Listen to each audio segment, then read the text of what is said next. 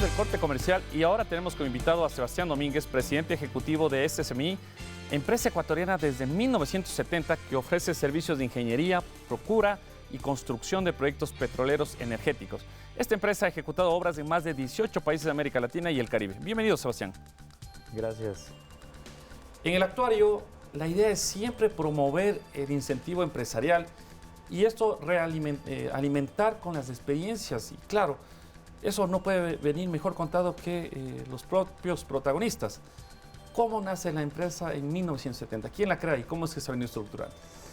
A ver, SSMI nace de una asociación entre empresarios guayaquileños y de la sierra que competían en diferentes proyectos en el sector petrolero principalmente.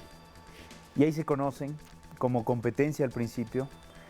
Después deciden unir esfuerzos y formar un consorcio, el consorcio Santos CMI. Con experiencias muy exitosas en refinería Esmeraldas, en la primera repotenciación y en general en el sector petrolero. Además que para 1970, con el triunvirato, luego el regreso a la democracia, estaba el auge del petróleo, ¿no?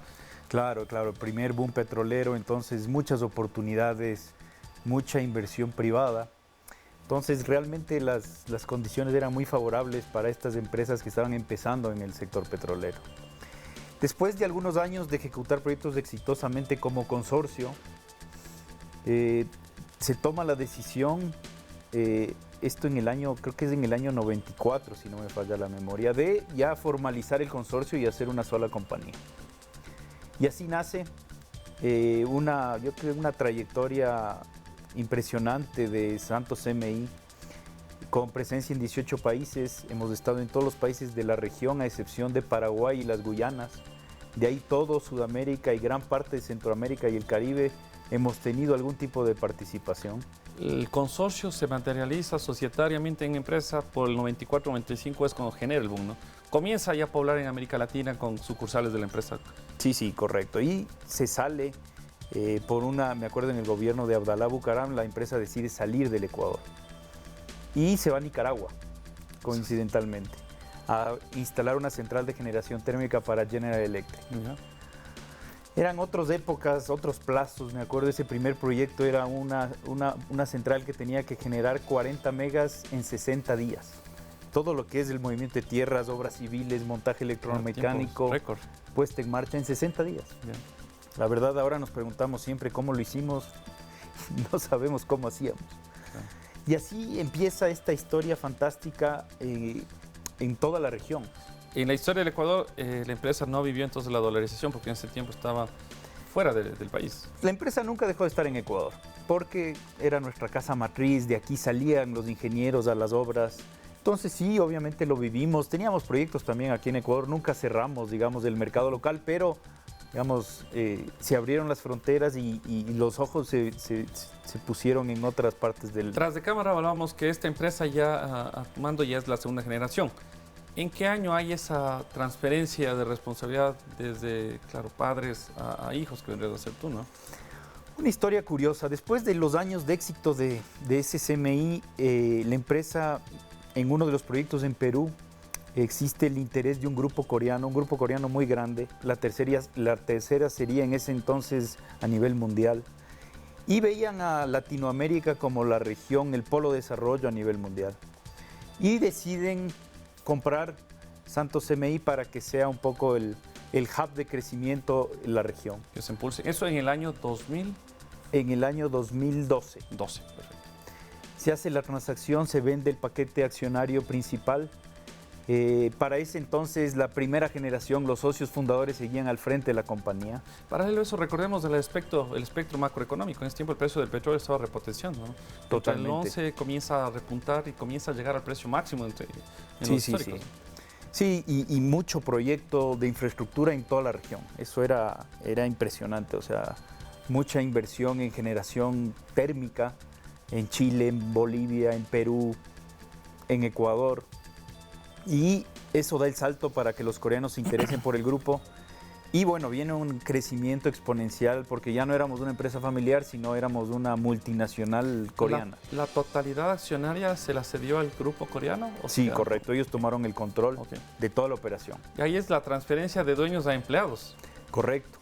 Ahí todos los ex accionistas, algunos seguían acompañando en directorios al grupo coreano, otros sí activamente en el rol de dirección de operaciones, vicepresidencias. Pero claro, un shock importante porque además culturas diferentes, ¿no? Claro, y es otro espectro, ¿no? Otra realidad. Totalmente, otras expectativas. La empresa la venden al grupo coreano y tú para ese entonces ¿en dónde te encontrabas? Yo justo cuando se concreta la transacción del grupo coreano decido dar un paso al costado de la empresa familiar todavía y me fui a trabajar al proyecto Fruta del Norte con Kinross ¿Ya? en Zamora. Quería probar el mundo corporativo y otro nicho que era la minería, que ya se hablaba. Entonces estuve un año en la minera, una experiencia muy interesante. Trabajar con canadienses ha sido Es otro mundo, ¿no? muy interesante, una muy buena experiencia profesional. Y de ahí doy el salto al sector hidroeléctrico. Realmente un proyecto de 50 megas que lo lideré desde la concepción hasta la operación. Y ahí estuve 8 años. Hablamos de que venden al grupo coreano y se da esta recompra, ¿no? Al puro estilo de Munger y Warren Buffett, que crean empresas, las dejan posicionadas, las venden y las recompran. ¿Al mismo valor nominal la recompraron o generó un plusvalor entre la venta y la compra? No, bueno, al mismo valor no era factible la recompra. Más bien les hicimos una oferta, fue aceptada.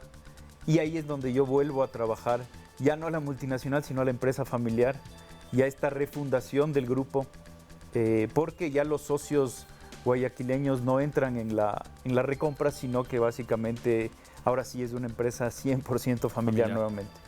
La nómina hoy por hoy de la empresa, ¿cuántas personas trabajan? Tenemos aproximadamente 50 personas en la nómina. ¿Proyectos presentes en Ecuador o otros países de la región? Tenemos proyectos en Ecuador, tenemos presencia en Nicaragua y desde hace un año estamos exportando servicios de ingeniería para Estados Unidos. Hablamos de la reingeniería, de la estructuramiento de empresas. Con esta reingeniería además les acompaña el amigo COVID. ¿Cómo les fue en tiempo de COVID a su empresa?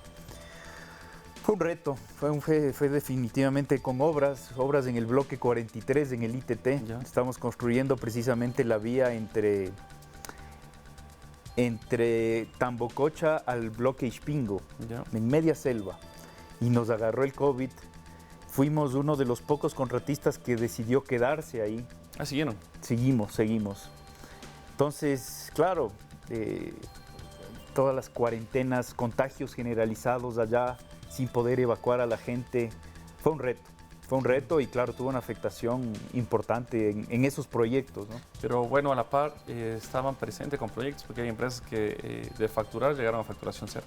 Sí, teníamos proyectos, teníamos una gran participación en el bloque 43 y logramos terminar los proyectos exitosamente. Claro, esta es la historia de una empresa que se la funda, se la entrega, se la recompra y se hace una reingeniería interesante para un mercado ecuatoriano, ¿no? Y además dentro de una industria tan avanzada como es el petrolero, el minero, el energético. Sebastián, para cerrar la entrevista, un mensaje de motivación para quienes nos ven desde el lado de la empresa familiar, desde el lado de por qué quedarse en el Ecuador, habiendo, claro, tantos países que dentro de la industria energética hay oportunidades, ¿no? ¿Por qué seguir todavía en el Ecuador? Como ecuatoriano hay que seguirle apostando al país. Aquí nacimos, nos ha dado todo. A pesar de todos estas malas noticias, esta mala onda que hay en el ambiente, creo que hay que seguirle apostando al país. Hay mucho por hacer. El potencial del país es enorme. Así que hoy por hoy nosotros ya no nos vendemos como una constructora, somos una empresa de personas. Y el talento ecuatoriano es algo que tiene que ser explotado de una forma que tiene que trascender fronteras, porque el personal técnico, mis ingenieros, la gente de obra, es personal sumamente valioso. Así que por eso estamos aquí, es nuestro país, aquí nos vamos a morir, así que ojalá podamos hacer algo más por este país que nos ha dado tanto y que estamos seguros que hay luz al final del túnel. Claro, y como dice mi gran amigo Nicolás Muñoz, el recibir un país lleno de políticos, de ladrones, lleno de terroristas, no es nuestra culpa, pero el dejar un país con gente que ha dejado de hacerlo y se volvió empresaria, eso sí es nuestra responsabilidad y eso es lo que está haciendo. Totalmente, totalmente. Esto hay que pensar en las próximas generaciones, nuestros hijos, nuestros nietos, tienen que vivir como vivieron nuestros papás. Efectivamente. Sigue adelante, te felicitamos desde el actuario y estaremos próximamente invitándote para que sigas dando clases magistrales de cómo refundar una empresa siendo familiar. Vamos a un corte comercial y continuamos con más en el actuario.